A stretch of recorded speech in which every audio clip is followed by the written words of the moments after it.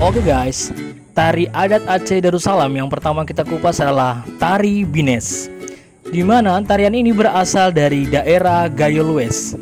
Sebenarnya, asal mula lahirnya tarian ini berasal dari Aceh Tengah yang kemudian dipindahkan ke Aceh Timur.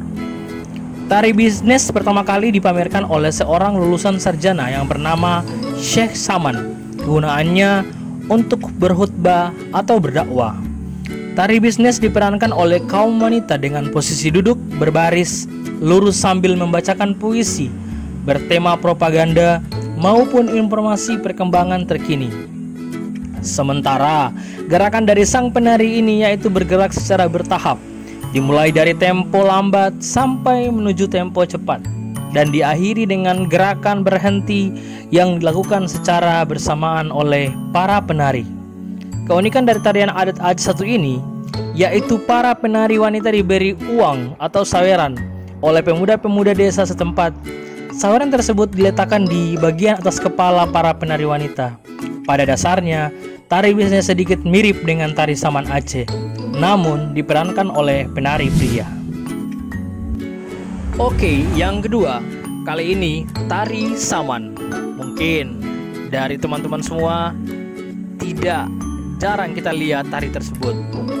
Tari Saman merupakan salah satu tarian adat Aceh Darussalam yang diperankan oleh puluhan atau belasan penari pria.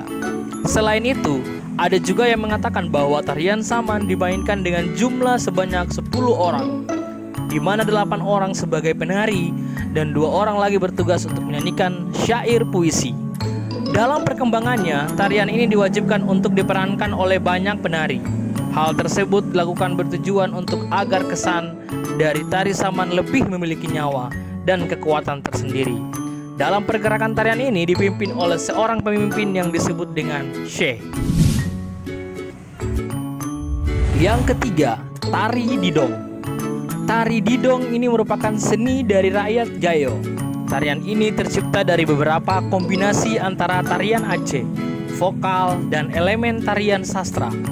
Tari Didong dipentaskan pertama kali pada masa Raja Linge untuk media penyebaran Islam melalui media puisi. Seiring berjalannya waktu, kini tarian ini bukan hanya dipentaskan untuk penyebaran Islam saja, melainkan untuk upacara tradisional dan hiburan masyarakat seperti pernikahan, sunat, membangun rumah, memanen, menyambut tamu, dan sebagainya.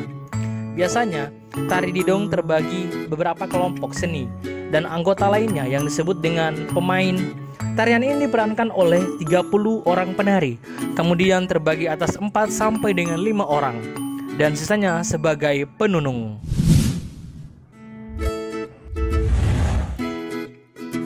Yang keempat, tarian Guel.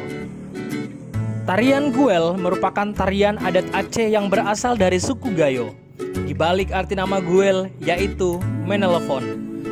Seorang peneliti dan koreografer tari berhasil mengungkap bahwa sebenarnya tari Guel ini bukan hanya sekedar tarian biasa, melainkan tarian ini tercipta dari perpaduan antara seni sastra, seni musik, dan tarian Aceh itu sendiri.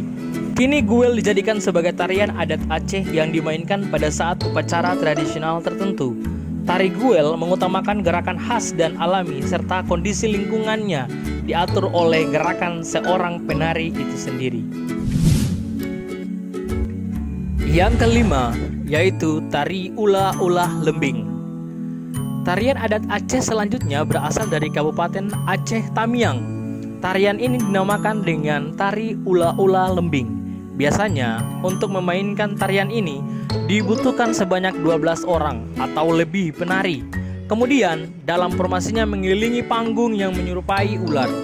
Ketika tarian ini berlangsung, harus dipentaskan dalam kondisi bernyawa atau hidup atau ceria.